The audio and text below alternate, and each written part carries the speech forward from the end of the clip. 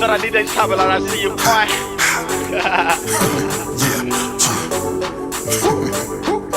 Damn, man, it's this shit bad. Pop star lifestyle might not make it. Pop star lifestyle might not make it. Pop star lifestyle might not make it. Pop star lifestyle might not make it. So am I wrong cause I wanna be a star till I? And am I wrong cause I wanna be a star till I? And am I wrong cause I wanna be a star till I? Be a star till I? Be a star till I? Fame and fortune, love and horses. I'm in heaven, but this is torture. I feel like the person being a pop star is significantly different than Nine Love Lives, just in the sense that the energy and the sound, like what's going on this album sonically, is so big. Nine Love Lives is really all about love. Every single song on that album was trying to highlight a different aspect of love and the challenges of the journey of, one's different experiences with different aspects of love. Whereas the person being a pop star, I don't really think there's like one love song on the whole album. Of course, it still has the Prince Jr. formula, but it's enhanced and it's actually more nuanced, and I think I've taken things to another level. We start from the top.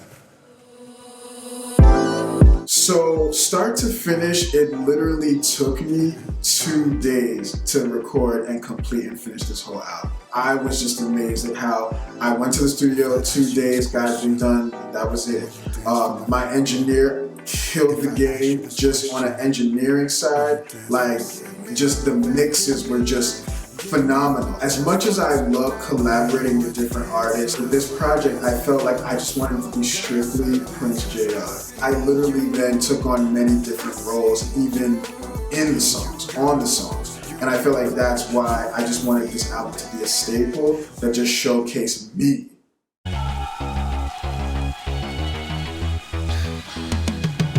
I think it's no secret, Michael Jackson, the king of pop, is obviously one of my biggest influences and someone that I feel like has also really defined pop star. I'm a 90s baby, and so for me, I wasn't necessarily a huge fan of rap and hip hop when I was younger. I actually was a fan of like the NSYNC, Britney Spears, Backstreet Boys era of music, and they was like, to me, they was popping. As I was producing this album, I wanted to pay homage to that era, and I wanted like to really create almost like my own versions of the iconic hit music from that 90s pop era. It 100% covers not just the pop genre, but really most genres of music. I think that you will find elements of hip hop on the album. I rap a lot on the album. You will definitely find R&B elements on the album as well. And there's even a bit of like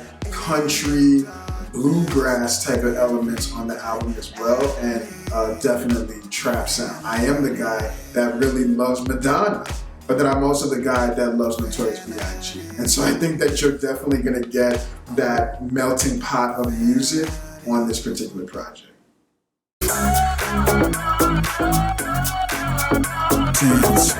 Some of my favorite pop stars of today. Well, I think definitely someone that comes to mind initially is Lady Gaga. What I love about Lady Gaga is like she's a legit musician. She's a real artist who really like plays instruments, knows her craft, is very, very talented vocally. She can be considered a pop star and a pop icon, but behind even all that, she has like amazing skill and I connect with her on a lot of levels in that sense, because my image, people see me wearing a crown, they see my outfits, they see it's like kind of out there, but behind the scenes, like I really am passionate about my music. I'm a musician myself, and so I put all my energy and effort into making my stuff epic and making it good. Like I'm really passionate about the art form.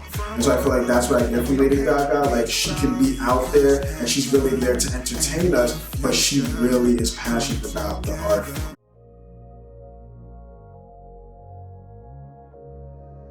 Gone is definitely a song about loss. It's about love. It's about rebirth. It's about grief. It's about all those things that happen when people pass on. And we lose people in our lives. And I think that a lot of us in society, just in our world in general, we're affected by death. We're affected by, people no longer being here, people that we love just gone. Gone is such a beautiful song. I just love the instrumentation there, the production there. Everything is just so beautiful and just comes together just honestly like a dream. When I heard the actual instrumental for Heart, I was so moved by it. It made me emotional. It made me feel overwhelmed, but it had like heaviness to it. And so I really wanted to somehow incorporate a song like Heart onto the album, but not make it too much about love. And it is a cryptic song. I don't even want to give away exactly what I'm talking about on Heart, but I feel like people can listen to it and they can draw different things from it. The dumb song. Well, I think that, to be totally honest, the dumb song is probably the most genius song I've ever wrote. And it's so crazy because I literally cannot remember how I came up with that song. But to make a dumb song, it took mad thought, you know what I'm saying? So I just was kind of like, this is like the craziest juxtaposition right now, but I honestly can say the dumb song, that was the most fun I've ever had in the studio. My engineer was literally looking at me like, what is going on right now? But he was like, watch this be like your biggest song.